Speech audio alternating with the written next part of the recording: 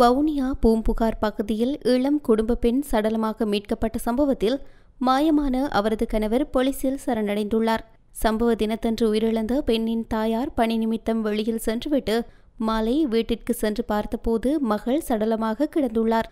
கழுத்து பகுதியில் கூரிய ஆயுதத்தால் வெட்டப்பட்டமையால் மரணம் நிகழ்ந்திருக்கலாம் என்று போலீசார் சந்தேகிக்கின்றனர். இதேவேளை பெண்ணின் கணவர் அவரது 2 வயது பெண் குழந்தையுடன் தலைமறைவாகியிருந்தார். சம்பவம் தொடர்பாக ஈச்சம்குளம் போலீசாருக்கு தெரியப்படுத்தப்பட்ட நிலையில் சம்பவ இடத்திற்கு சென்று போலீசார் தீவிர விசாரணைகளை முன்னெடுத்திருந்தனர். இந்நிலையில் சந்தேக நபரான கணவர் நேற்று மாலை ஏறாவூர் போலீசில் சரணடைந்துள்ளதாக போலீசார் குறிப்பிட்டுள்ளனர்.